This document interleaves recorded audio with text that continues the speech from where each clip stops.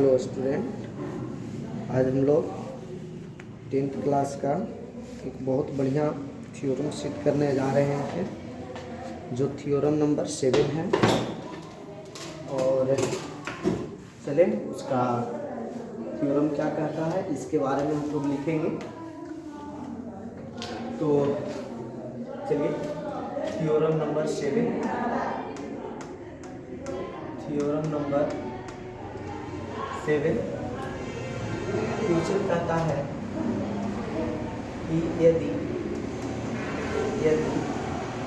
दो समरूप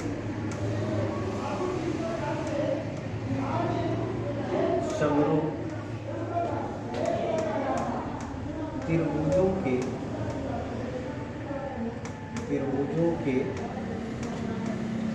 क्षेत्रफलों का अनुपात उनकी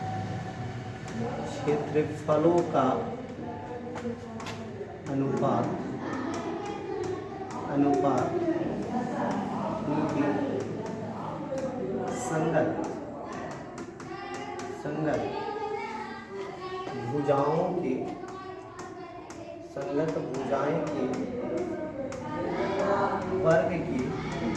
वर्गों के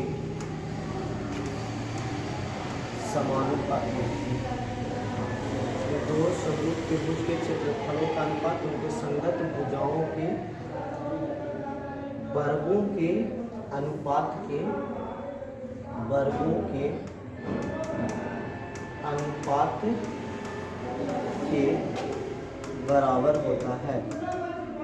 बराबर होता है।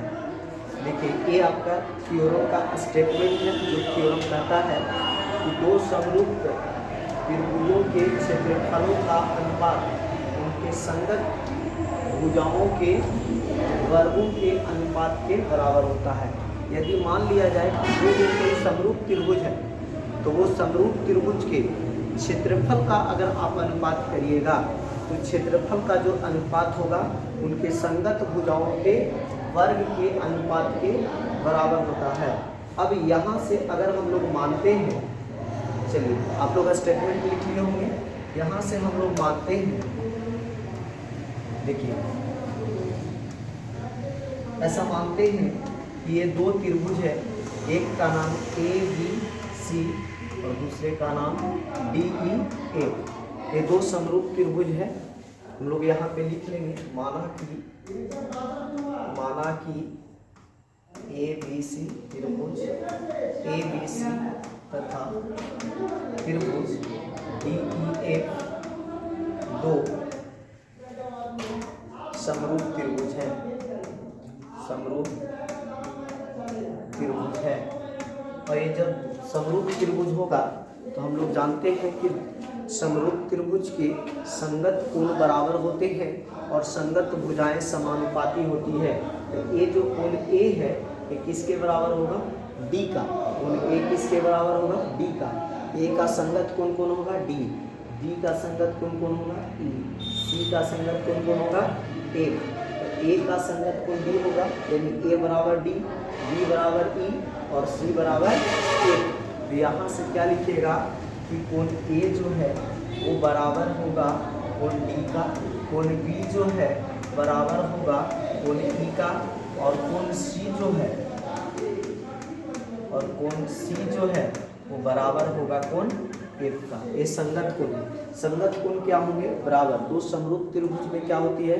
संगत कोण बराबर होती है और भुजाएं समानुपाती होती है, तभी त्रिभुज समरूप होते हैं। तो देखिए कोण तो बराबर हो गया, अब भुजाएं समानुपाती। बताइए AB का संगत भुजा कौन होगा? DE। BC का संगत भुजा कौन होगा? EF। AC का संगत भुजा कौन होगा? DF। तो यहाँ से क्या लिखेंगे? यहाँ से लिखेंगे AB बटा DE बराबर AC बटा AC की क्या होगा? DF बराबर BC बटा EF। BC किसके बराबर होगा? EF का बराबर। तो सीधे करना तो सीधे करना है क्या सिद्ध करना है, देखिएगा हम लोग को कहता है त्रिभुज ए बी सी के क्षेत्रफल और बटा त्रिभुज डी ई एफ के क्षेत्रफल, ये दोनों का जो क्षेत्रफल होगा इनके संगत भुजाओं के वर्ग के अनुपात के बराबर होगा। तो संगत भुजा कौन कौन है, यहाँ लिख सकते हैं ए बी बटा ए बी का संगत भुजा डी, तो ये दोनों का वर्ग करिएगा यानी ए बी स्क्वायर बटा डी ए स्क्वायर बराबर बी सी स्क्वायर बटा में क्या लिखिएगा ई एफ स्क्वायर बराबर ए सी स्क्वायर बटा में क्या लिखिएगा। अब जो हम लोग को सिद्ध करना है, इस चीज़ को क्या करना है, सिद्ध करना है कि ऐसा होगा। चलिए हम लोग सिद्ध करके देखते हैं। चलिए तो ध्यान से देखिएगा, हम लोग यहाँ पहले रचना करते हैं। रचना में क्या लिखेंगे हम लोग, ऐसा हम लोग करते हैं, देखिएगा मैं थोड़ा सा यहाँ मिटा देता हूँ इसको।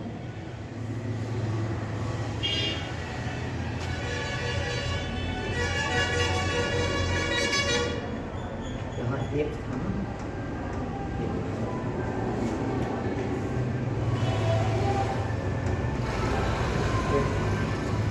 ए से यहाँ से लंब कीजिए, ए से लंब कीजिए बी सी पे, इसका नाम दे देते हैं एम। डी से लंब कीजिए ई एफ पे, इसका नाम दे देते हैं एम। ये जो लंब है यहाँ पे मैं लिख रहा हूँ, इसी चीज़ को लिखेंगे लैंग्वेज में, लिखेंगे ए से ए एम लंब बी सी पर तथा बी से बी एन लंब ई एफ पर खींचा, इसको ऊपर खींचा। देखिए ए से ए एम लंब बी सी पे खींचे और डी से डी एन लंब ई एफ पर खींचा। जो मैंने यहाँ पे किया उसी चीज़ को अपनी भाषा में यहाँ लिखा। अब यहाँ से प्रमाण करते हैं, प्रमाण करते हैं। देखिए हमको लाना है क्या, त्रिभुज ए बी सी का क्षेत्रफल और बटा त्रिभुज डी ई एफ के क्षेत्रफल, ये दोनों के वर्ग, यही लाना है। तो हम लोग डायरेक्ट चलते हैं, त्रिभुज ए बी सी के क्षेत्रफल बटा त्रिभुज डी ई एफ के क्षेत्रफल। बताइए त्रिभुज के क्षेत्रफल क्या होता है, 1/2 गुणे आधार गुणे ऊंचाई यानी base into height, 1/2 into base into height. तो बताइए इसका बेस कौन है, आधार कौन है, बी सी एम है, इसका आधार कौन है बी सी, और ऊंचाई कौन है, तो ऊंचाई आप इसी को बोलिएगा, ये आपका ऊंचाई हो गया ए एम। तो बताइए आप इसका अगर क्षेत्रफल से फॉर्मूला लिखिएगा तो क्या 1/2 गुणे आधार कौन होगा बी सी और गुणे ऊंचाई कौन होगा ए एम, और बटा इसको बारे में अगर लिखिएगा इसका डी ई एफ का, तो डी ई एफ यही त्रिभुज है, इसका आधार कौन है, इसका आधार ई एफ, 1/2 गुणे ई एफ और गुणे इसका ऊंचाई कौन होगा, इसका ऊंचाई डी एम। तो यहाँ पे क्या लिखेंगे डी एम। आप देखिए 1/2 से 1/2 क्या हो गया, कैंसिल हो गया। यहाँ क्या बचा,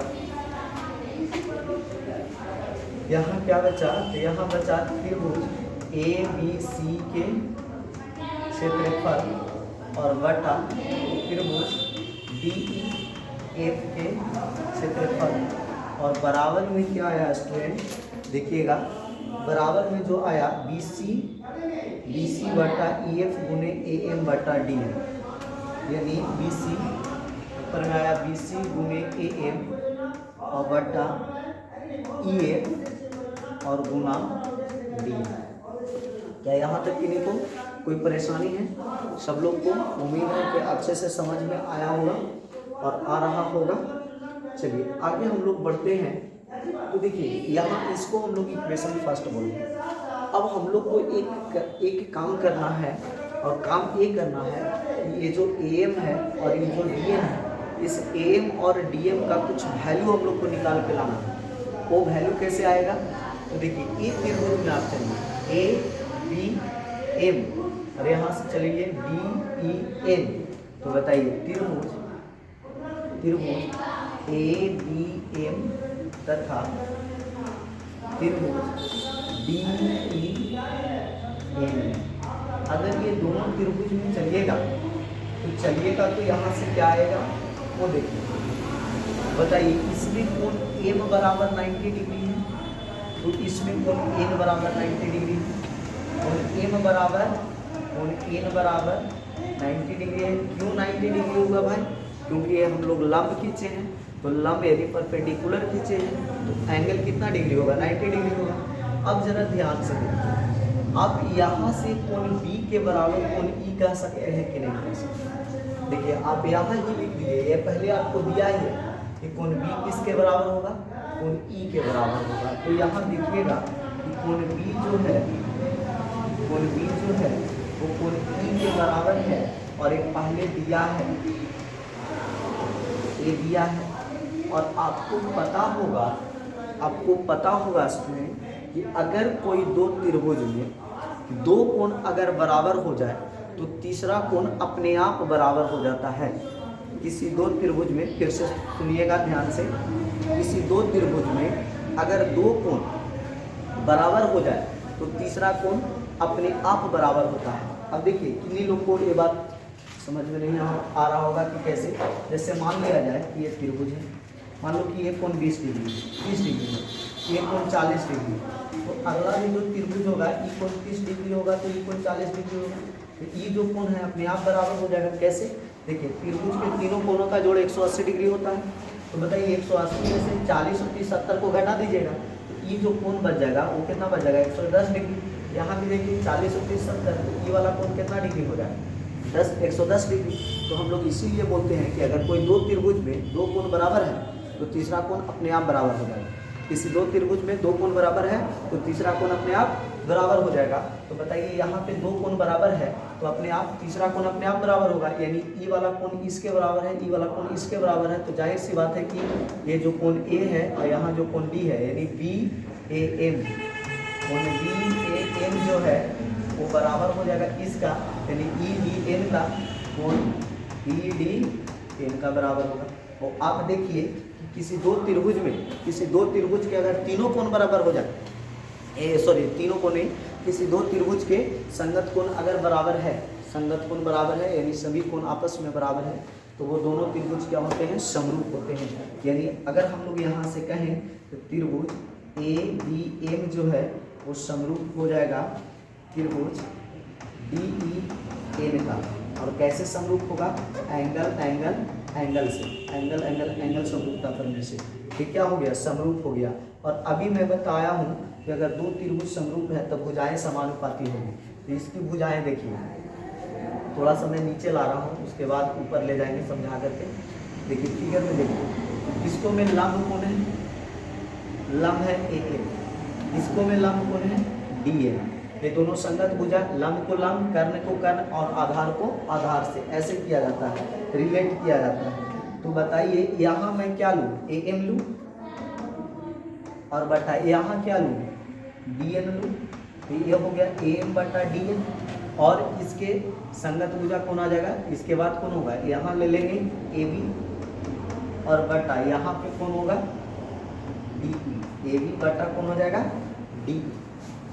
देखिए ये लंब था तो लंब को रिलेशन लंब से कीजिएगा। ये क्या हुआ? कर्ण हो गया, तो कर्ण के साथ ले जाएगा, संगत भुजा वही हुआ। तो बताइए इसका ए एम का संगत भुजा कौन हुआ? D N. तो ए एम बटा कौन हो गया? D N. ए बी का संगत भुजा हुआ डी ई, तो ए बी बटा कौन हो गया? D E. और अब मेरे भाई बताइए यहाँ देखिएगा, ए बी बटा डी ई केकर बराबर होता है? ए सी बटा डी एफ का भी होता है और बी सी बटा ई एफ का भी होता है। अब आप देखिए हमें किसकी ज़रूरत है? बी सी बटा ई एफ है। तो अगर हम ए एम बटा डी एन की जगह जो ए डी बटा डी ई है और ए डी बटा डी ई किसके बराबर आ रहा है? तो ए बी बटा डी ई आ रहा है बी सी बटा ई एफ के बराबर। तो क्या मैं यहाँ से थोड़ा सा ऊपर कर देता हूँ, आ गया है, हम लोग मंजिल के करीब हैं। क्या मैं यहाँ से ए एम बटा डी एम के बराबर क्या BC बटा EF लिख सकता हूँ? BC बटा EF लिख सकता हूँ। क्यों लिख सकता हूँ? क्योंकि चूंकि AB बटा DE जो है वो किसके बराबर है? तो BC बटा EF के बराबर है।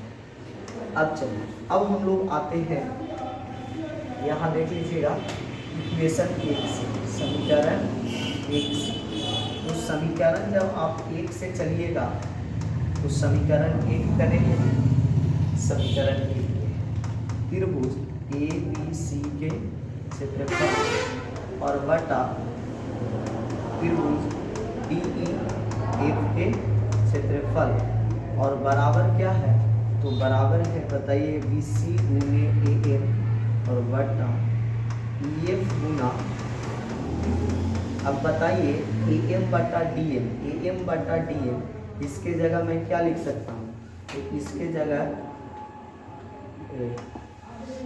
जगह देखिए हम लोग क्या लिख लेंगे, AM बटा DN के जगह BC बटा EF लिख लूँ तो यहाँ से आ जाएगा AB त्रिभुज ABC के क्षेत्रफल और बटा में आ जाएगा त्रिभुज DEF के क्षेत्रफल और बराबर, ये तो BC बटा EF है ये, और गुना AM बटा DN के जगह क्या लिख लूँ? तो BC बटा EF लिख लूँ।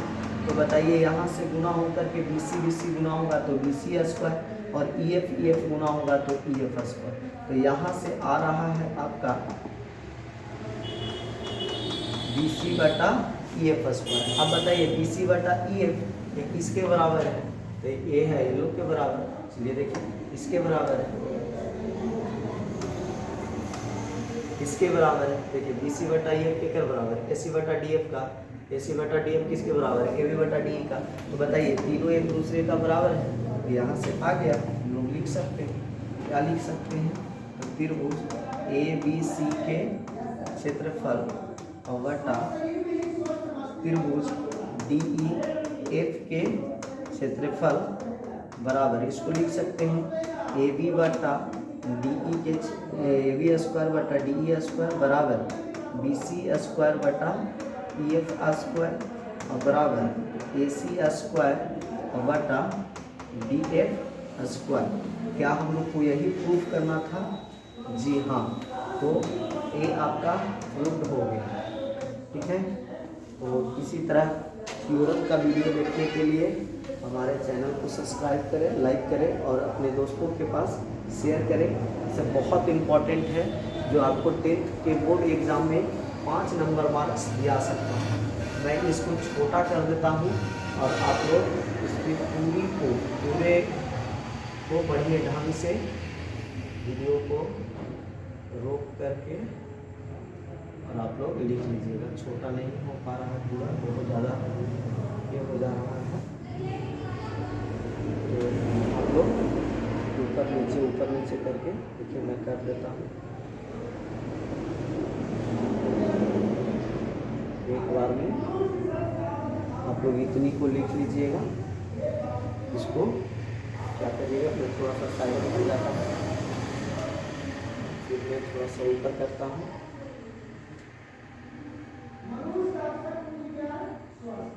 तो आपका पूरा हो गया। इसको घर पे जा कर के एक बार दो बार पेन कॉपी लेकर के नोट कर लीजिए, लिखिए, प्रयास कीजिए, आपको बन जाएगा।